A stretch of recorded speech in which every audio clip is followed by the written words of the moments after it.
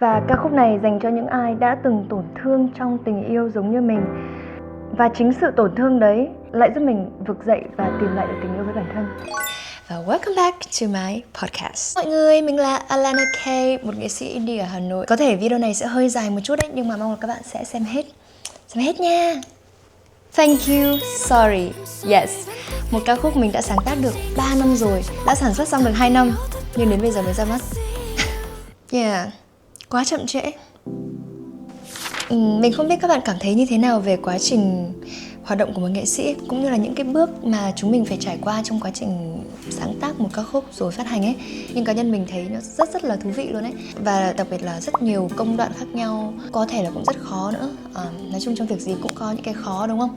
Bản thân mình thì luôn đam mê âm nhạc rồi, và mình thấy behind the song ấy là những thứ rất là thú vị. Cho nên mình muốn chia sẻ với tất cả các bạn, cũng như là để mọi người có thể hiểu hơn về Thank You Sorry. Nó thực sự rất có ý nghĩa với mình, và mình cũng tin rằng có nhiều bạn có thể đồng cảm được với ca khúc này của mình. Một ca khúc chia tay, nhưng Thank You Sorry là một sự mới lạ trong năng lượng. Bởi vì trước đây á, khi mà viết bài hát chia tay thì mình sẽ viết ballad này, và nghe nó sẽ kiểu hơi ỉu xìu một chút, hơi buồn này. Đây là một ca khúc chia tay nhưng lại là một năng lượng hoàn toàn khác, và khi mà mọi người nghe ấy là chắc chắn là phải nhún nhảy rồi. Người ta bảo là làm nghệ sĩ indie thì sẽ cô đơn ấy. Không biết với mọi người như nào, nhưng mình thấy 90% là đúng đấy. But I have you and my lovely husband too. Nhưng cô đơn ở đây không có nghĩa là không có bạn bè, mà bởi vì chúng mình là những người sáng tạo ấy, và có lẽ là đa cảm nữa, cho nên có rất nhiều thứ không phải ai cũng hiểu được, cả kể những người thân nhất đối với mình. Và trong cái sự sáng tạo đó của mình, nhiều khi người nghệ sĩ sẽ cảm thấy cô đơn, và bản thân mình cũng cảm thấy cô đơn rất nhiều. Gần đây có một người nói với mình rằng, một anh producer người Nga, sự cô đơn là cái giá phải trả cho sự sáng tạo. Ok, thôi thì chấp nhận. Nếu đấy là một chân lý thì chấp nhận thôi. Right? Yeah, it's true. Và khi mà mình có những cái suy nghĩ, những cái tâm sự như vậy mà khó để chia sẻ với người khác ấy, thậm chí là chia sẻ rồi nhưng vẫn chưa cảm thấy thỏa mãn, thì mình sẽ viết nhật ký.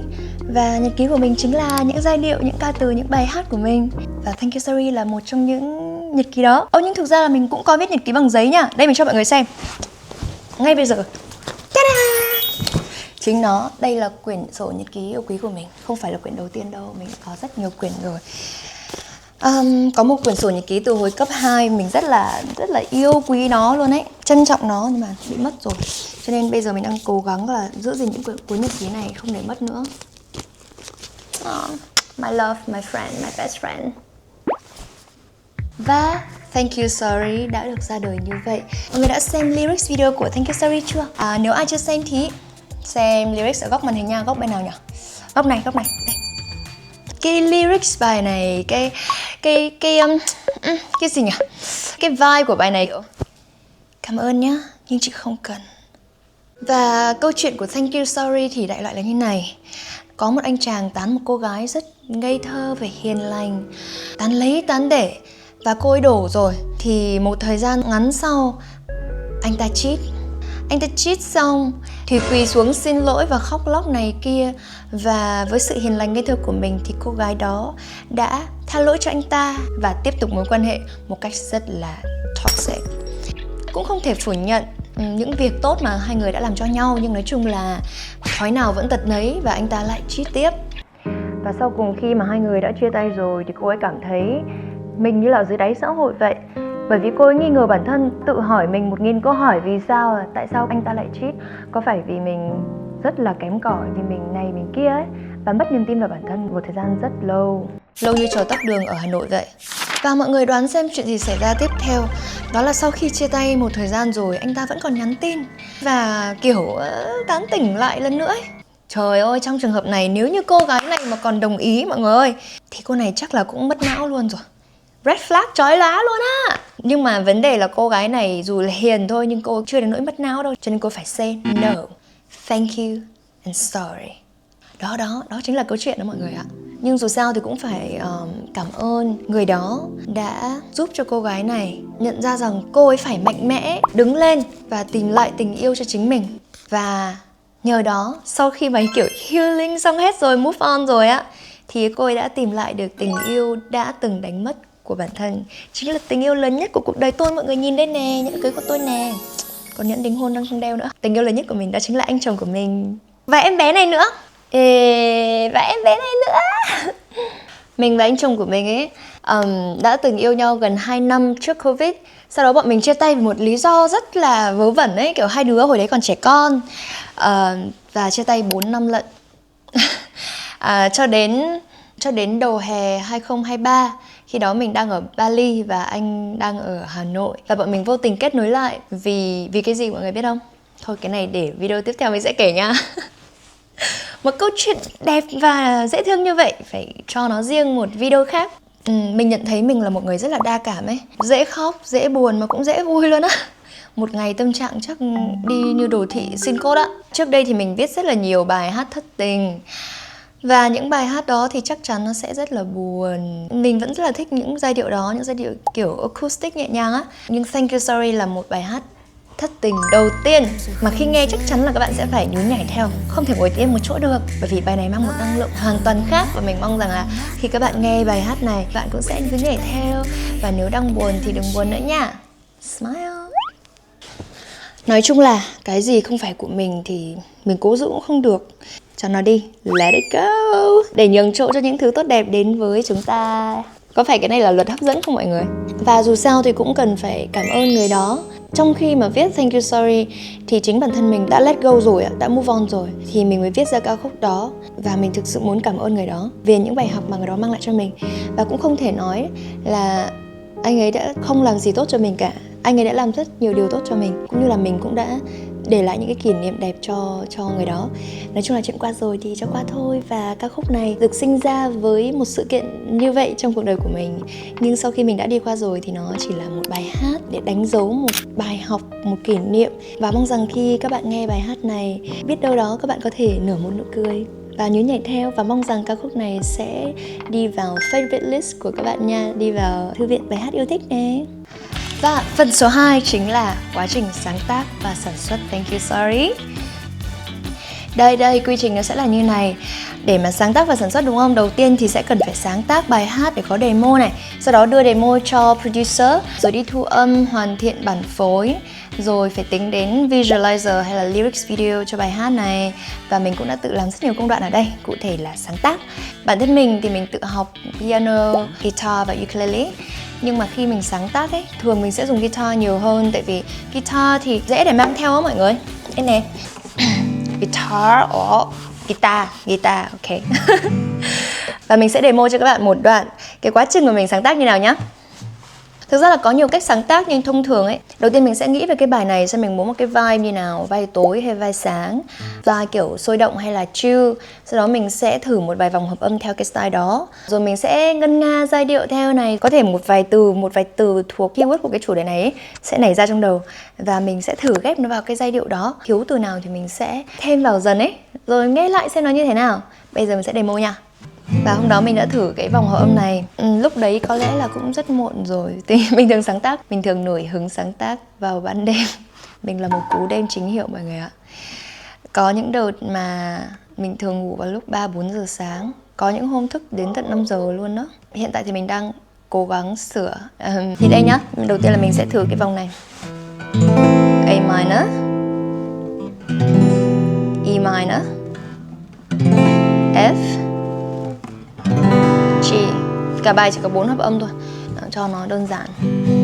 Và mình thấy nhạc dance có 4 hợp âm đơn giản thôi thì sẽ dễ nhớ hơn. Dù là nhạc dance nhưng nó cũng có một cái phần vibe khá là tối, nên mình thấy trong hợp âm thứ thì phù hợp. Đó. Tiếp theo sẽ là thử lời nhá. Isn't it everything you wanted, everything you manifested? Để xin lỗi anh mang đến trễ vài giờ, anh đã không có thì giờ. That was enough, don't need your love, just give your love. Thank you and sorry, we can't be friends. Sorry.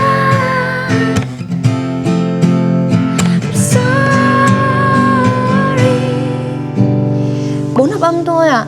Bởi vì lúc đó mình nghĩ là Nếu một bài đơn giản như vậy thì mọi người sẽ hát theo được và mọi người cũng dễ cover theo. Vậy nếu mọi người thích Thank You Sorry thì hãy cover bài này nhá. Alana sẽ rất là vui được nghe các bản cover của mọi người. Rồi sau khi mà mình viết xong một bài như vậy tạm ổn ấy, nhiều khi vẫn phải sửa về sau nhưng khoảng được 80% thì mình sẽ thu về điện thoại và gửi cho producer. Mình dùng điện thoại thôi, rất là đơn giản, rất là nhanh. Hồi đó mấy năm trước á thì hồi đó mình có gặp chị Tâm Moon, ca sĩ Tâm Moon, và chị ấy đã giới thiệu một anh producer cho mình là anh Tú. Anh Tú thì có một đặc điểm là anh làm nhạc rất là nhanh, anh làm rất là tốc độ.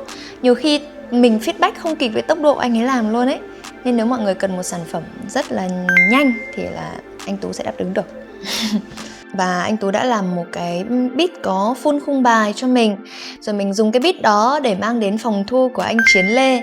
Anh Chiến Lê thì cũng rất là nhiệt tình và đã hỗ trợ mình nhiều thứ. Anh thu âm cho mình này, giúp mình chỉnh sửa một vài thứ trong khi hát hay là trong kỹ thuật thu á. Rồi anh mix master bài cho mình nữa. Và như vậy là mình đã có một bài hát chuẩn chỉnh về audio. Tất nhiên về sau vẫn còn phải chỉnh sửa thêm một vài chút nho nhỏ thôi. Còn việc sản xuất visualizer thì như nào? Cả poster và cả lyrics video đều là mình tự làm hết đó mọi người. Thực ra thì mình hoàn toàn có thể thuê một người chuyên nghiệp để làm giúp mình. Tuy nhiên thì lý do mà mình tự làm ấy, một phần nhỏ là do muốn tiết kiệm chi phí này. Một phần nhỏ nữa là kiểu nếu mình tự làm thì mình sẽ chỉnh sửa dễ hơn, đỡ phải giao tiếp qua lại nhiều lần ấy. Còn phần lớn thì là kiểu mình là một người kiểu thích sáng tạo ấy, nên là mình thích học những cái mới và mình muốn thử xem là Alana, không biết mày có làm được cái này không á. Bởi vì mình thấy việc quay và edit cũng rất là hay. Việc thiết kế poster cũng rất là hay. Và thế là mình đã cho ra đời thumbnail của bài hát, poster, Spotify banner. Còn về cái footage, về cái phần quay video này thì thực ra là phải cảm ơn công ty Media MF. Mình có một người bạn làm tại MF. Công ty MF thì có đào tạo các TikToker để livestream ấy. Thì mình cũng muốn thử nghiệm việc đó. Mình cũng đến livestream và công ty rất là nice nha, mọi người rất là nice. Nhưng mà sau đó thì mình thấy việc livestream chưa phù hợp lắm với mình ở thời điểm đó, nên là mình đã xin phép dừng lại. Tuy nhiên là cái video mà mình đang dùng ở đây thì là cái suộc từ cái buổi quay của MF. MF tặng mình luôn, trời ơi rất là nice luôn đấy mọi người ạ. Và mình đã tự xào nấu lên thành cái lyrics video này. Các bạn thấy sao? Cho Alana biết ở comment nha. Tuy nhiên thì việc mình tự làm những thứ như này thì mình hiểu là nó chỉ ok trong cái giai đoạn đầu khi mà mình cũng đang thử nghiệm thôi. Và mình muốn làm để mình hiểu hết được các bước, các trình tự hay là các bước bên trong những cái việc này nó là những cái gì ấy. Để sau này mình có thể kết hợp với những team chuyên nghiệp hơn một cách tốt hơn. Chị Alana không bao giờ nghĩ là mình là người sáng tác, ca sĩ kim từ A đến Z đâu. Như thế thì mệt lắm, thật đấy. Phần 3 của video ngày hôm nay là phát hành. Như mình đã chia sẻ với mọi người từ đầu á, là bài hát này đã sáng tác được 3 năm rồi, đã hoàn thiện audio được gần 2 năm rồi. Vậy tại sao bây giờ mình mới phát hành ấy? Tại sao bây giờ mới cho ra mắt ấy? Mình kiểu tôi cũng không biết. I don't know.